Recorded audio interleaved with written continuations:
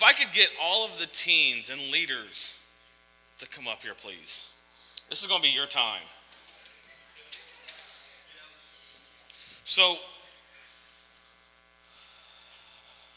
if you guys just kind of want to scoot back here, that'd be awesome.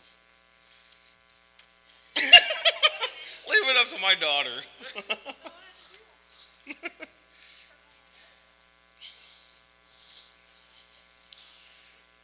If I could get all of my leaders up here beside me, please. Pastor John, Betty, come up here. Come up here. Lisa, come on up. Come on up. Come on up. Come on up. No, yeah. Everyone cheer him on. Come on. Come on.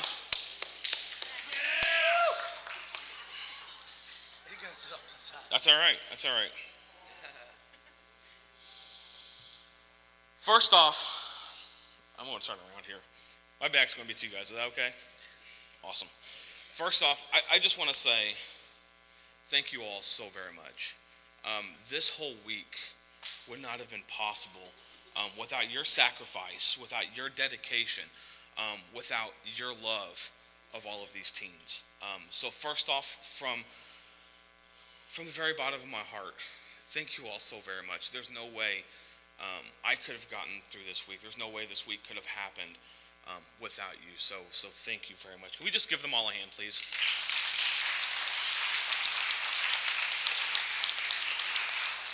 Awesome. Okay, you guys can go back now. Teens, your turn. Stand up. So what we want to do here is I want to give you all an opportunity just to share what God, you don't have to, but I want to give you an opportunity just to share what God has done in your life this week. What does that look like for you? So this whole week, what was the series on? What was the whole? It was on story. And what's one of the things that John Acuff said about not God being part of our story, but what? Yes, us being a part of God's story.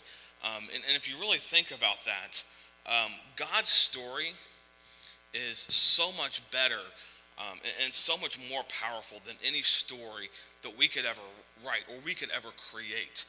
So just kind of take an opportunity, tell about how you became part of God's story this week. So who would go first? The first is always the hardest. What I'd like to do is I'd like to open up to the teens. Then at the end of that, if there's opportunity, I'll go ahead and open up to the leaders. So who would want to go first? No. Okay. Who would go first? Who'd be the brave soul? Lauren? Hi, I'm Lauren, if you guys don't know me. Hi, Lauren. Been addicted. A while. So whenever I went to camp, I was going through a lot of stuff for the past month or two. And before I went, I prayed and gave everything to God, and I was like, just let my mind be completely free before I go to camp. And so I go to camp, and I have been praying for wisdom and guidance like crazy. I'm going to try not to cry. Oh my gosh. I've never cried before while talking, so that's really weird. But God gave me so much this whole week. And I pray to God every day for it, and He gave me a lot of it this week. Oh my gosh. No.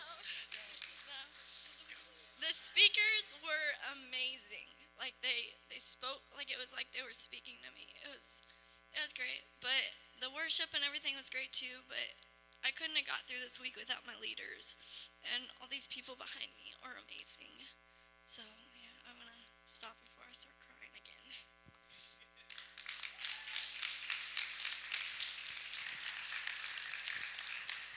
That's awesome. That's awesome. Who would be next? Oh, come on. The can's been opened. All you got to do is pour it out. Yeah. Who would be next? Tyler? Just speak from your heart. It's all good.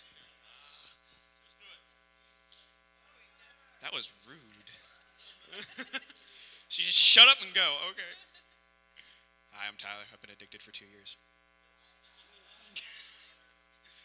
Well, I like to say that every year, every time I go to church camp, it's a wonderful experience. I always make memories, and it's awesome. And the fact that this theme was story was, I think it was a wonderful thing, and I think it applied to my life much because, they talked about one thing where it was, when Joe was talking about, it's like you don't need to ask the question, God, where you fit in my story. It's where, God, where do I fit in your story? And I never really thought of that at first. I kind of thought where it's just like my story and what I go through and how I make it out in the end, if that makes sense. But, I've always thought about that, and then I just thought about it a little bit more, and it made more sense to me to put myself in God's story. What are you doing? Quit interrupting me. But it made more sense to me because I've always see, this is why I wanted to prepare. I don't know how to word things. Motivation. Whoever said that. Yeah.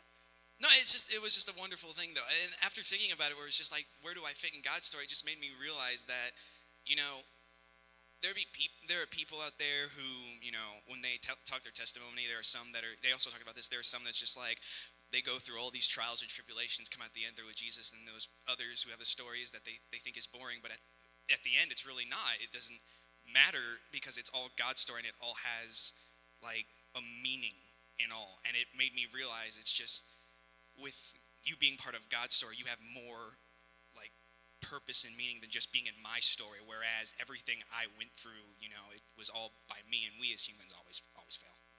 Ultimately, we have faults, but where you go through God's story, it's that much more unfathomable to realize the person that came in and created you, who made you, said, come with me, I want you to be part of my story. I want you to come in and be part of what I have to show the world. And that, to me, was just...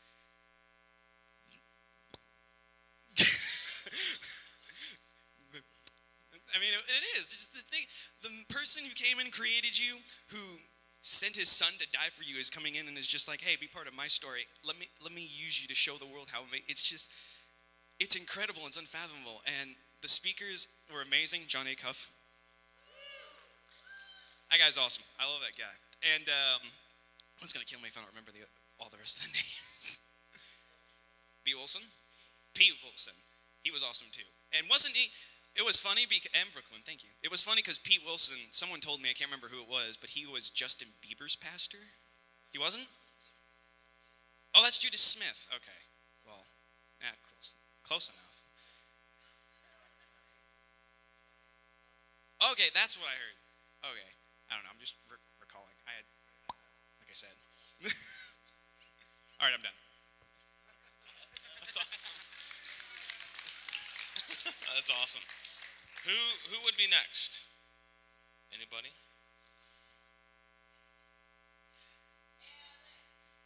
What is it God laid on your heart this week? And don't be shy. Don't be shy. I know you all aren't.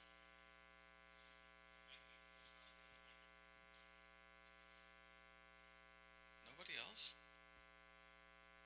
Okay, awesome.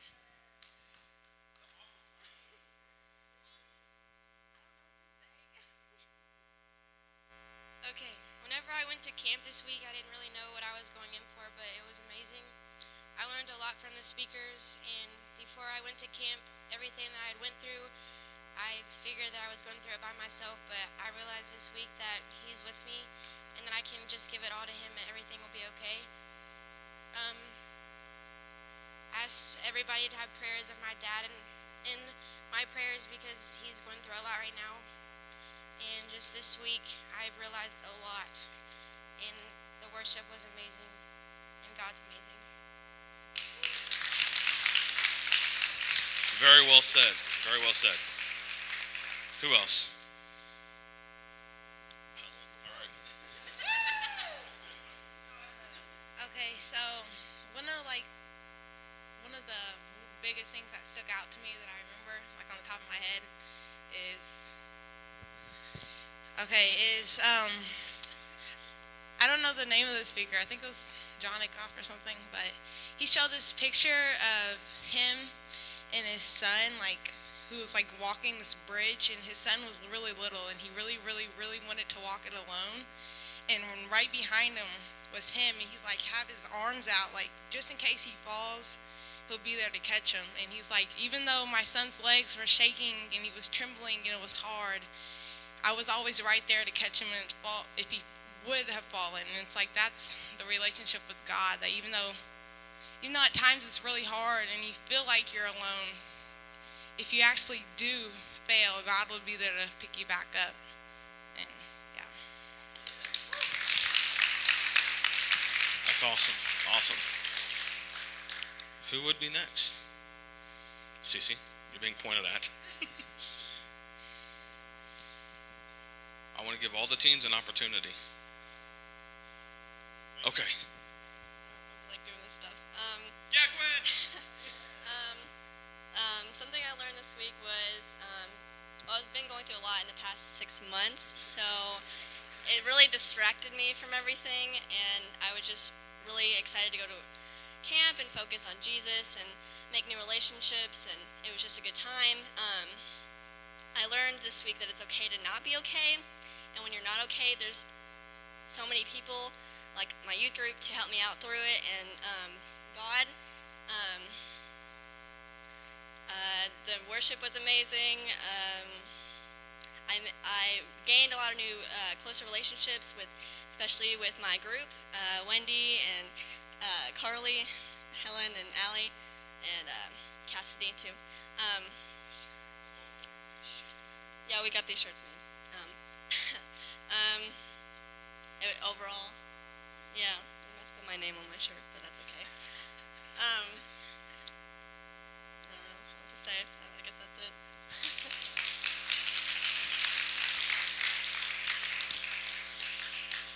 Who would be next? Oh, yeah. We'll do it after Andrew. Hi, my name is Shaw, Andrew Shaw. Most people call me Shaw. I mean, it's whatever. But Big Stuf was amazing. When I say Big Stuf's amazing, I don't mean the bus ride up there or halfway home. That was kind of horrible. But Big Stuf was an awesome experience. It was my first time to the beach, so I mean, it was really cool. Apart from I had to wear a bag over this, and it's a little beaten up if you can't see it. But I mean, it was pretty awesome, even though I couldn't clap during the worship or jump. But I mean, it was an awesome experience, and I knew what I was going to say when I was back there, but now that I'm talking to all you guys, I just kind of went blank. So, I mean, all I can really say was it was an awesome experience, because I can't think of anything else. So, If you think of it, let me know.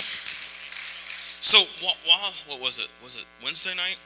Betty and Pastor John went down to the beach, and they have this like little baby shark. It was cool. It was really cool. It was not alive, but yeah.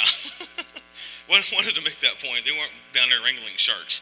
I have to ask Betty a question. How did you make it swim again? Who would be next? Who would be next? Anyone? All right, leaders, have a couple minutes if any of you want to say anything.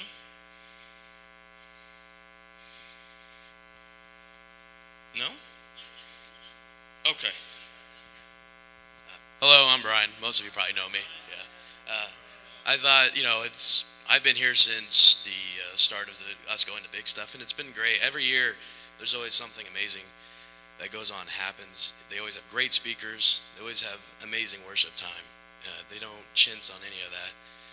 And my desire as a leader is for the kids to not just hear what the speakers have to say to them, but apply it in their lives, because they're very important information, things that can really change your life. And one of the things that I remember sticking out to me was when Pete Wilson at the end, I think it was his last session, it could have been the second to last, but he was talking about Lazarus, and he was talking about how they were sitting there and they're waiting for Jesus to come, and they said, Jesus can fix it. He's sick, they can come, he can fix it. We're just waiting for him to come, and Jesus doesn't come until like 4 days after he's dead. And so they're sitting there and they're mad and they're angry and they're saying, why didn't you come? You're strong enough. You have the power. We know that. We want you to come here and do it, and you're not doing it. And their frustration and anger on it. And Jesus he wept. right? Because he understands that. He loves them. He understands their frustration and anger. What he sees that they don't see, he has something bigger in store. He was going to raise Lazarus, 4 days after he's dead, when, it couldn't have been just some sort of illness that he got better of or anything. It was something awesome and amazing. And I think in our lives, when we see God that he's not there, or we don't think he's doing something, we think he doesn't care. Lazarus shows us he loves us, and he understands the pain and struggle. But he's like, if you just hold on a little longer, I've got something big in store. Just hold on. And I understand your pain, but that was one of the things I thought got out of that. So.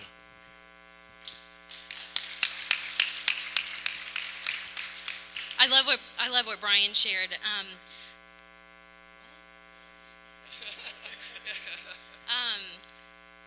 One of the things for me is I love the teens. I just love the teens, and I love being a part of their lives, and I love walking through their lives with them. And I think I've shared this with a few people. I think sometimes people kind of sometimes blow them off. Oh, they're teens. They just, they'll get over whatever they're going through or whatever. And the things that they go through are real. They're real to them. They're just as real to them as the things that we as adults go through that are real to us. And I love the fact that we can go to a place that actually connects with them on a great level. And I just love being a part of their lives, and I love walking through the journeys with them, and I love watching them grow and mature and just grab more of Jesus. And even at times in their lives when they don't grab more of Jesus, just to be there for them and to pray for them and to continue to walk the journey with them and encourage them to be more connected to Christ, and not to be there to judge them, but to be there to encourage them to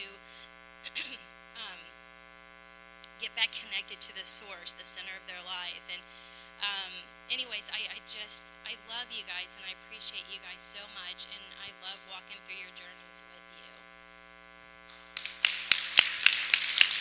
I think Betty needs a hug. No, Betty needs a hug. You're welcome, anytime. So, Wendy and Tanya, this is their first, hello.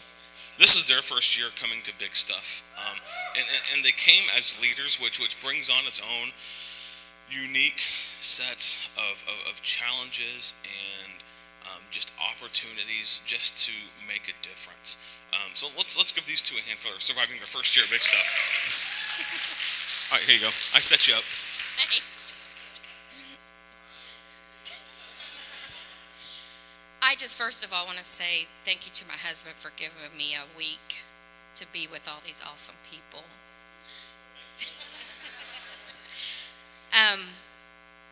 They have all really spoke a lot that was on my mind, but I tell you, I didn't know hardly any of them personally before I went, and I was a nervous wreck. You can ask Joe. The devil was really playing on me, and I just gave it to the Lord and let him lead my way. But I tell you what, these kids are awesome in every way.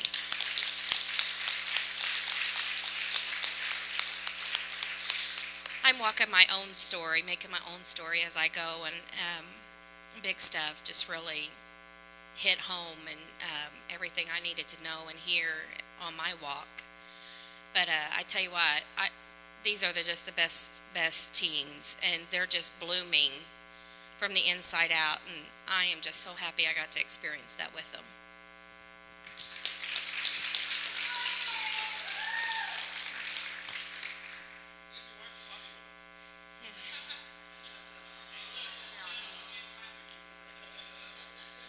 Hi, I'm Tanya. This is my first year of Big Stuf, and it was absolutely incredible. I have never seen anything like it. That many teens praising God all in one spot.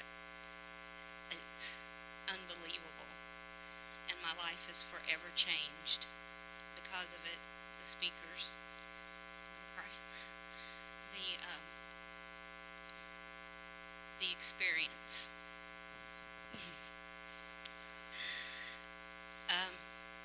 Before we went, the devil fought me. He told me I was unworthy of having this experience with these kids, to go and do this. And I finally pushed him out. I prayed a lot about it.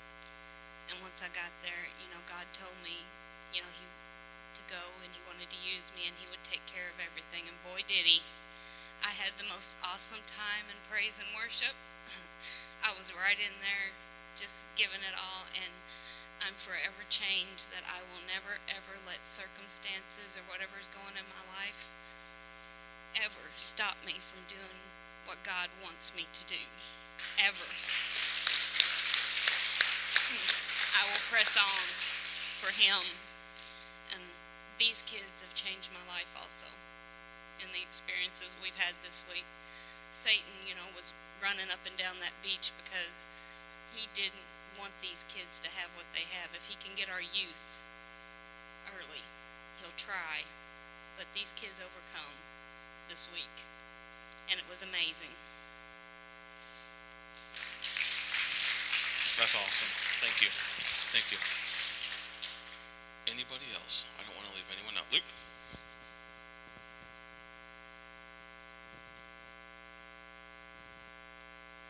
Hi, I'm Luke, and I'm a Jesus addict. I've been an addict for... No, I'm just kidding. Camp is always an awesome experience, and to get to come back again as a leader is just great, especially just getting in a room with Tyler and Blake, and just getting to know them better, and their funny little quirks and their struggles. Yeah, we had two Tylers in our room. That got kind of confusing. And to say Tyler M kind of confused us too, because there's Tyler Mills and Tyler Montgomery. So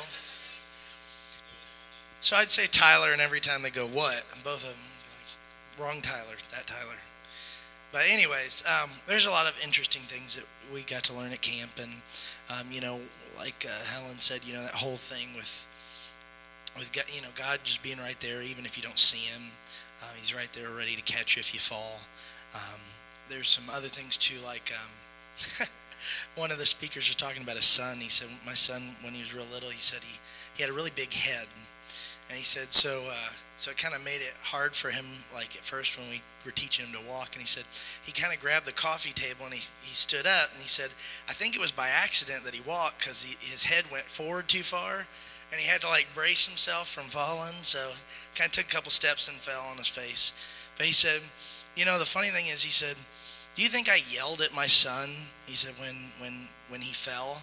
He said, so why in the world do we think that when we fall and that we mess up, that God's going to be angry at us? He said, no, God's got out the video camera. He's ready to film you. He's excited about you taking those next steps. He doesn't care about the failures. He wants you to move further and go farther.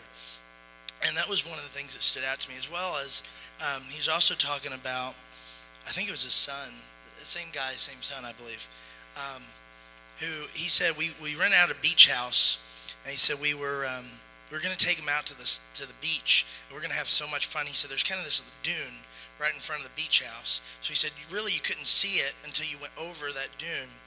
And he said as soon as we put him on the sand, he said he got freaked out. He didn't like the texture. So he said we spent that whole week, we went to Walmart and bought him a kiddie pool and filled it up with garden hose water, and he enjoyed the kiddie pool. When right over there was something greater and massive, he just couldn't see it. And if he would have saw it, he would have enjoyed it, and he would have been so much more happy. But because he was content to stay where he was never going to reach what was better for him. And so many times we think about that in our own lives, where we're like, I don't think I like that. I don't want to go that direction. But we can't see that there's so much more on the other side. And those are just some of the things that kind of stood out. And I mean, again, as Wendy and Tanya said, and Mom, all these teens are awesome. They all have their own story and their own struggles. And we got to see the good, the bad, and the ugly. And your words, not mine. Yeah, we saw us dancing. That was about good enough for us. But no, it was a great time. Love Lecrae for King and Country, the Magician, the All the Sons and Daughters.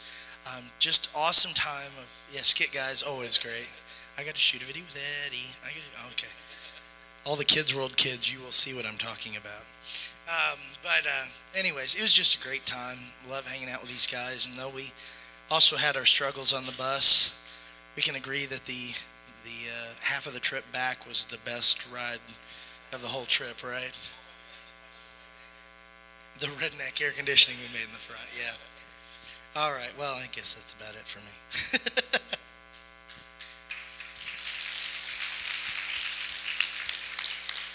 Cece, you want to say something? Hello. Hi, I'm Cece. Tanya talking about overcoming, she brought up part of one of my favorite songs. It says, "And I will overcome by the blood of the Lamb and the word of our testimony." And also with that, King and Country came and they had these bracelets that they were giving out. And it says, "Respect and honor." And it talks about for girls to respect and know that they need honor and respect in a relationship. And I'd gotten out of a really bad relationship. I wanted one of those bracelets really bad, but I couldn't afford it. Well, she came back to her room and she had bought all of us girls a bracelet. And I was just like, oh my gosh. I'm sorry, I'm crying already. And it was just so awesome because I thought I would never get through this because the relationship from last year dragged all the way into this year. And it was one of the worst times I'd ever gone through. And on top of that, my mom was about to lose her job, and she didn't know what we were going to do.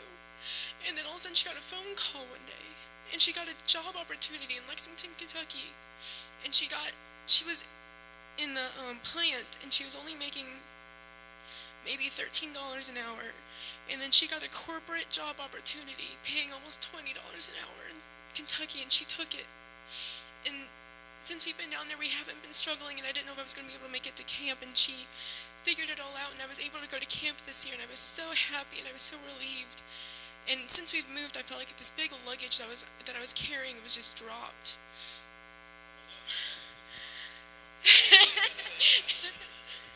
I had a lot of luggage. I packed my whole closet. I'm not kidding. And this bracelet, it meant so much to me. I haven't taken it off since she's gotten it for me.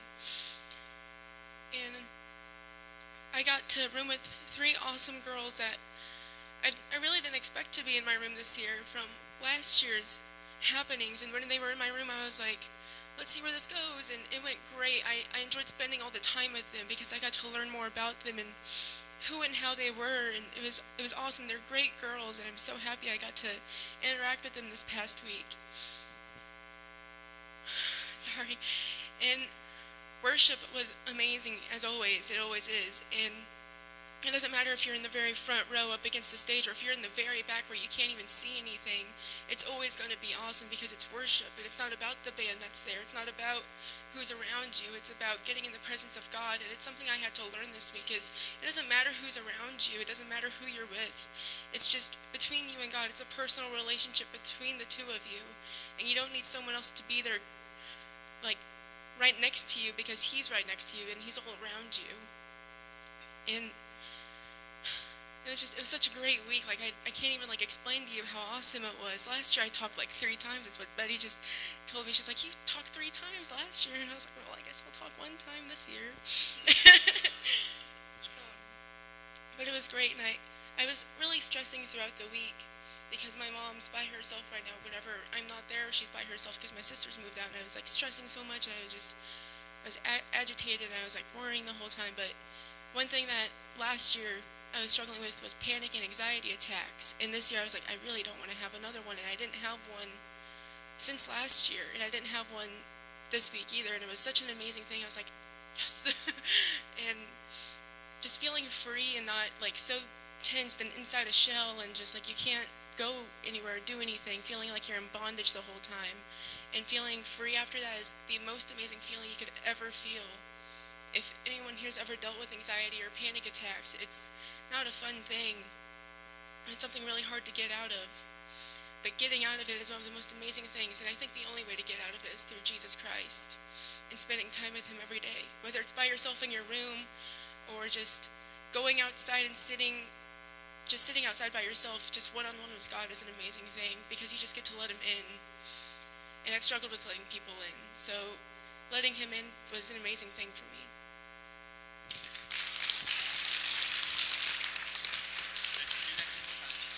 We have for one more quick one. Anyone else? Going once? Going twice?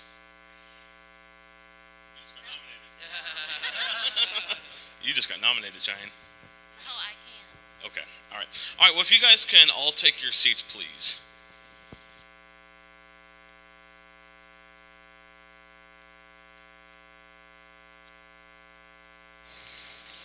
Excuse me.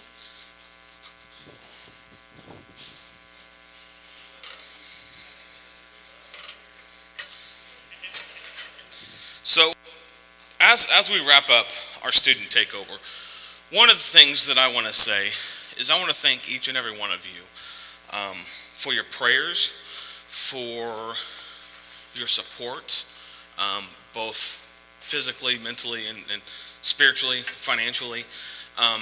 None of this would have been possible without the support of each and every one of you out there. So from the bottom of my heart, I want to say thank you. Thank you very much. Teens, can we give these a round of applause, please?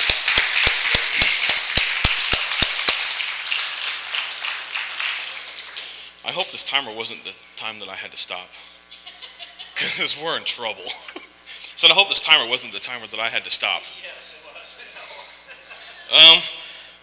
Amen. No. Okay, so how many of you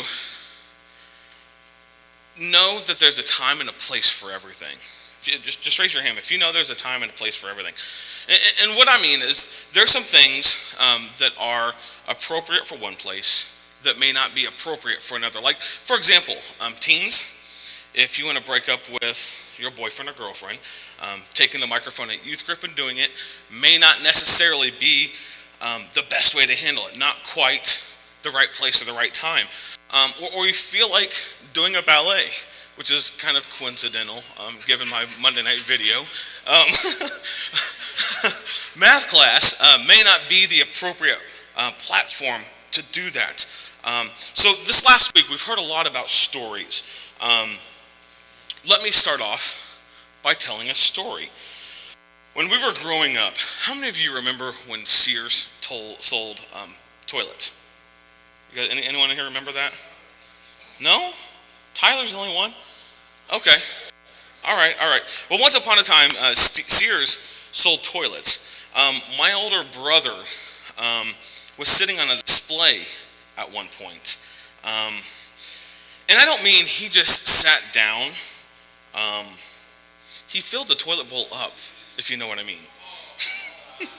Not really the best time for a trial run. And I confess, I've made some of my own fair share of mistakes in this area. Not that I've sat on a display toilet bowl, but when I was in the 8th grade, I was sitting next to the prettiest girl in the school. Her name was Brooke, and we were in Mr. Wright's science class. And dropped my pencil, went down, picked it up. Something slipped out loudly. When I came back up, the whole class knew it, especially Brooke. You could say it was a little more than slightly traumatizing for me. Is anyone connecting with this type of experience? I bet some of you have had experiences like this. Times when you learned the hard way that whatever you did or whatever you said, you did or said at the wrong time or the wrong place. As good as it is to be aware of things, that things have an appropriate place, we can sometimes get distracted by that. We sometimes put so much focus on what fits and where it fits that we end up compartmentalizing our lives. We end up with a lot of different worlds. And sometimes we get so caught up in drawing those lines to show what fits where, and we get so caught up in keeping areas of our lives separate from overlapping that without even noticing it, we make our world really, really small. Not sure what I mean. Let me try to explain. Teens, think about your friends. Do you have categories for them? Like, for instance, do you have school friends? Do you have neighborhood friends? Do you have church friends? Do you have work friends? You have Facebook friends that you only know like 5% of. Some of you maybe even have hundreds of friends just kind of scattered in different categories. Do these friends know each other? If they all came to your house for a party, would they be complete strangers? And does the idea of them being in the same room kind of make you want to throw up a little bit because it would run the risk of your worlds colliding? You don't want those social lines to be blurred. You don't want your church friends to know your neighborhood friends, because who you are at church may be different than who you are around your neighborhood friends. But it goes well beyond your social realm as well.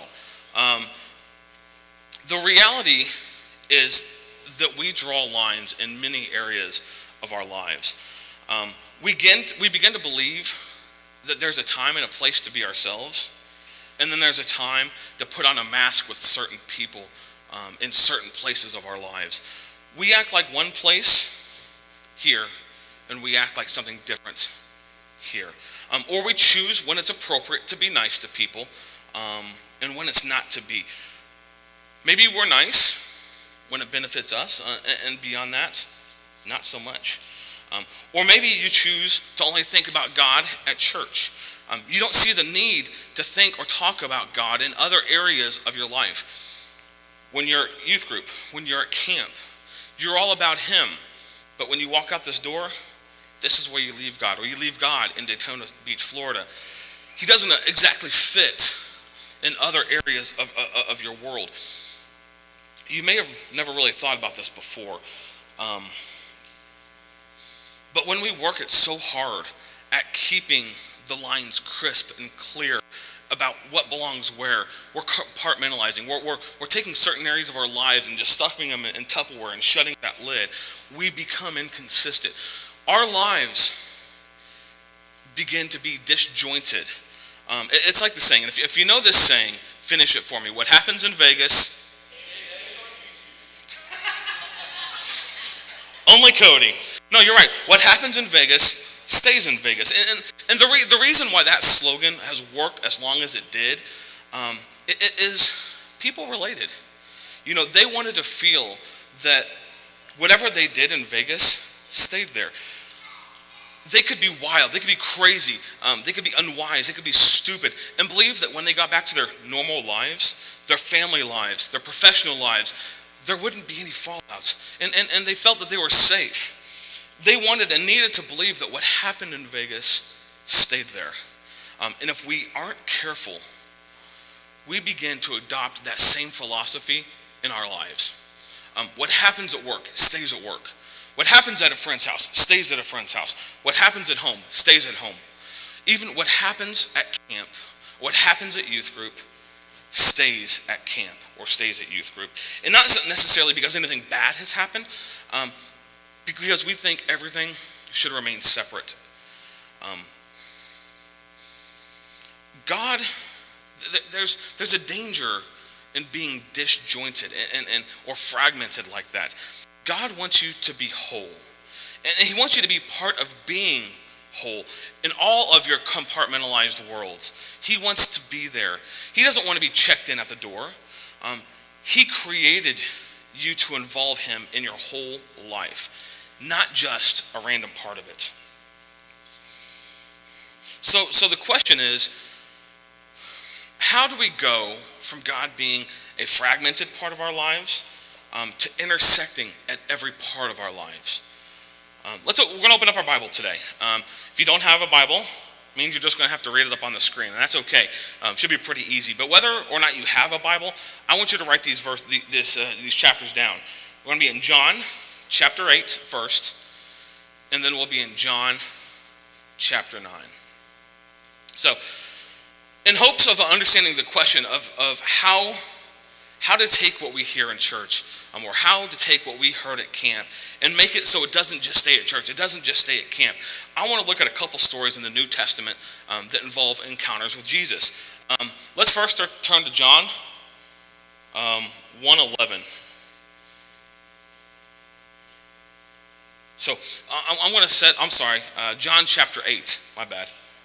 Sorry, Robert, didn't mean to throw you for a loop there. We're going to be in John chapter 8. We're going to start verse 1 through 11. So let me set the scene here. There's a story that gets interesting right away. It opens with a woman getting caught in the act of adultery. Can you imagine standing as a witness to this event? Not exactly a comfortable situation to be in for anyone. So basically, she was dragged into the street by the Pharisees and the religious leaders, and she was thrown in front of Jesus. Talk about drama. They said this to Jesus. They said, "Here she is, Jesus. We want to come see how you handle this. What are you going to do?" Now, these leaders really didn't know how he would handle the situation. They didn't think that he was a great mediator or problem solver. In fact, they wanted to do something. They wanted him to do something stupid, so people would quit following him and labeling him as a false and start labeling him as a false prophet. This whole event was basically a setup for Jesus. They were trying to catch Jesus between a rock and a hard place. And the law at that time would call for this woman to be stoned. But Jesus had been hanging out with what you might consider notorious sinners and misfits, and not stoning or punishing people at all. So back into a corner, Jesus was forced to make a decision. The religious leaders, probably pretty smug at that point, they had him exactly where they wanted him. They had him in trouble. They had him stuck. They wanted to see Jesus squirm around. Why? Because Jesus spent a lot of time calling out these religious leaders for being inconsistent about their lives. They said one thing, but they lived something else. So as a result, they didn't like Jesus very much. In fact, they wanted him dead. The religious leaders, they knew the law, the playbook about how to handle these types of situations. The law required that she would be put to death by throwing stones at her. So they, with bated breath, they kind of sat back and said, let's just wait and see what Jesus does. The importance here lies in Jesus' response. What did he do? Jesus stooped down. He wrote something in the sand. Now, we don't know what he wrote, and it wasn't because I didn't do my research. It's because the Bible didn't tell us what he wrote. Apparently, it wasn't any of our business. But whatever Jesus wrote in the sand did not satisfy the watching religious leaders. So we're going to start here in chapter 8, verse 7. And it says, as they continued to ask him, he stood up and said to them, "Let him who is without sin among you be the first to throw a stone at her." And once more he bent down and wrote on the ground. But when they heard it, they went away one by one, beginning with the older ones. And Jesus left alone with the woman standing before him. Verse 10. Jesus stood up and said to her, "Woman, where are they? Has no one condemned you?" She said, "No, Lord." And Jesus said, "Neither do I condemn you. Go and from now on sin no more." This is really interesting. Whatever he wrote this time, coupled with what he said, had some effect, because the religious leaders left, abandoned the scene. And as they kind of slinked away one by one, Jesus told the woman, "Go and sin no more." What this story is about, is it about showing grace to someone? Yes. Was the story about the woman being rescued? Yes.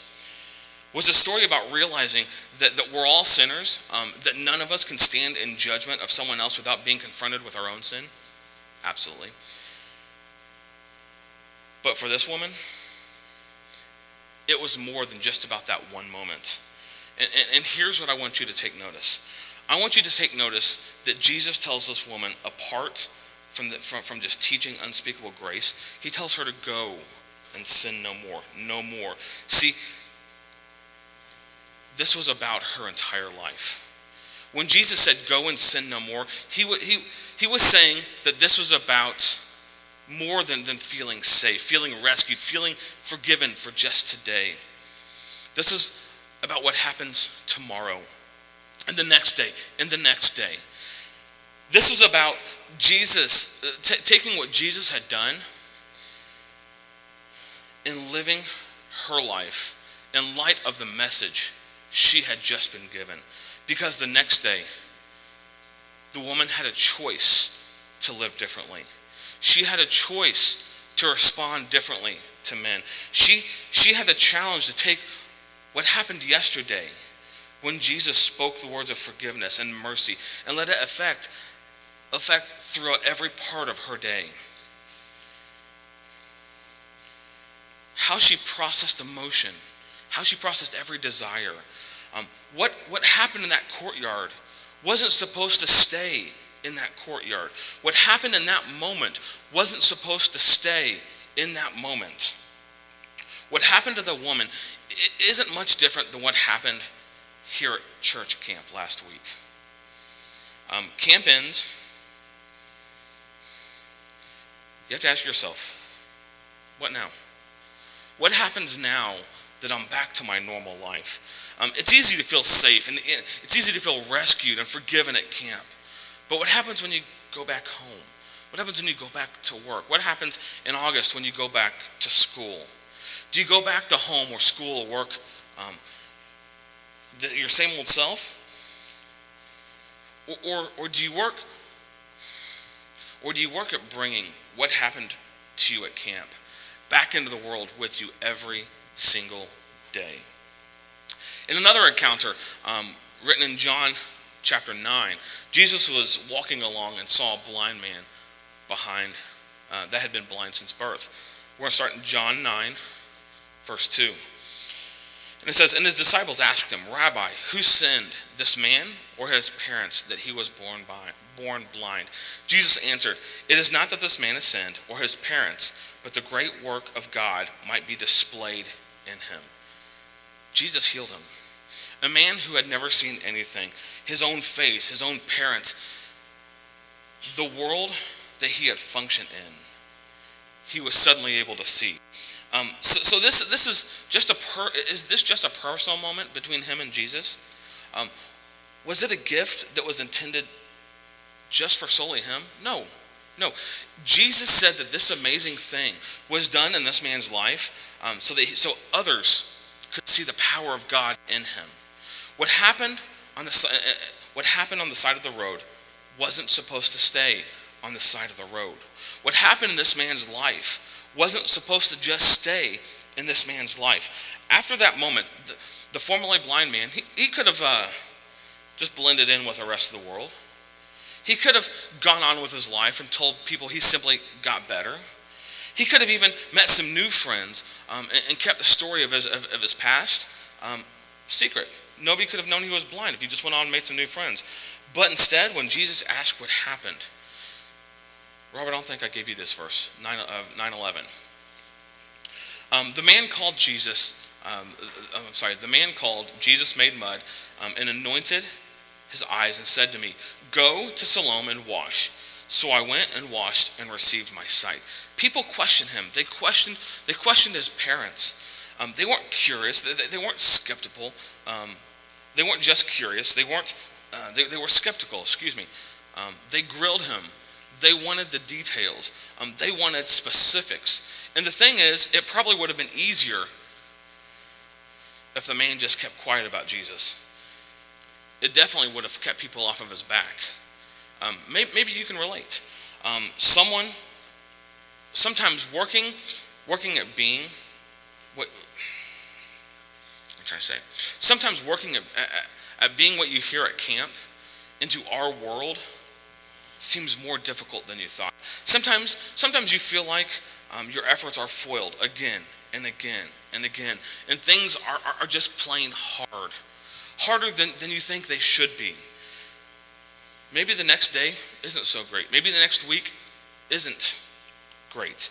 Maybe the next month you may have completely forgotten everything you learned and have stopped trying to do anything to make changes in your life. But before too long, the great feeling you had when Jesus did something in your life, it's going to become very distant.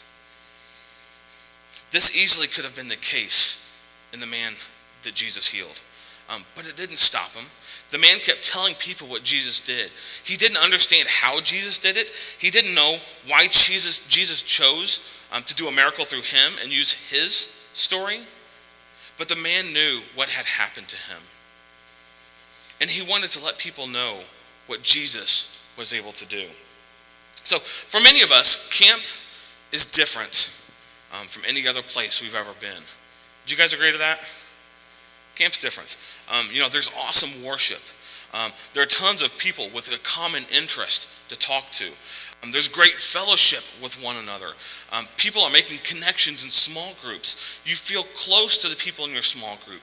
And then there's some even more awesome worship. For King and Country, weren't they just awesome? Then there's some great speakers.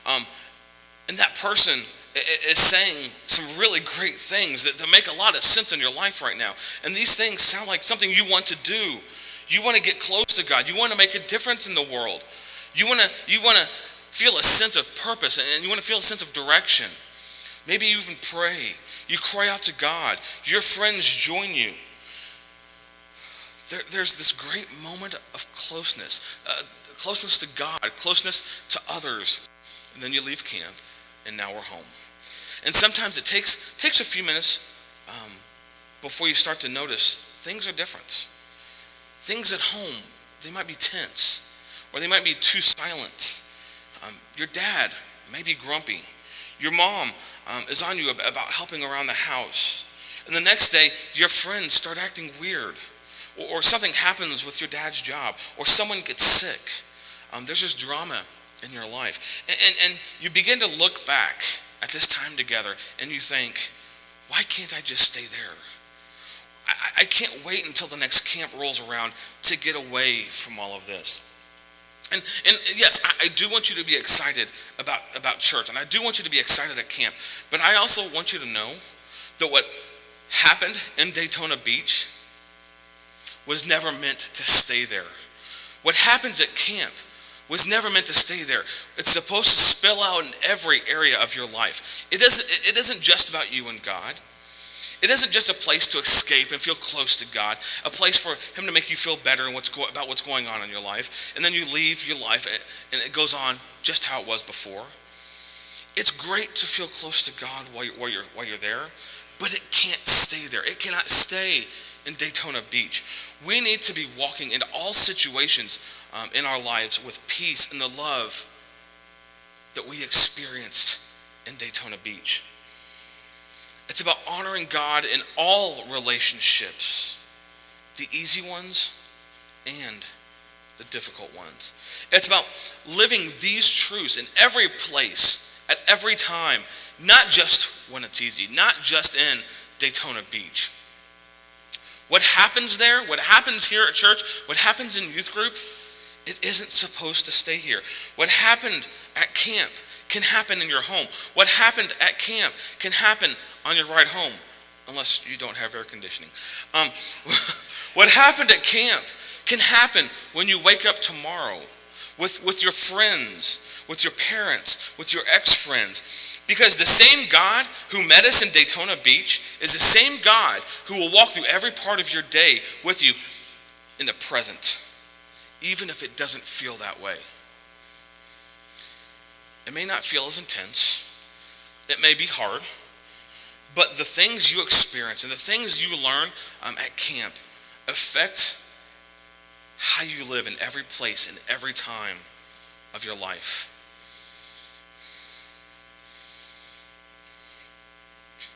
Then at that point, you're starting to understand what really following Jesus looks like. When it's hard and when it's easy. There's something really tempting or even easy about coming in here, hearing great truths, feeling close to God, and then walking away. It requires a little effort. It takes work to live out what you hear. It takes work to make your relationship with God every part of your life. But what happens here, what happened in Daytona, what you experienced in this room, what you experience at camp, is never meant for just that one moment. It's meant for every area of your life.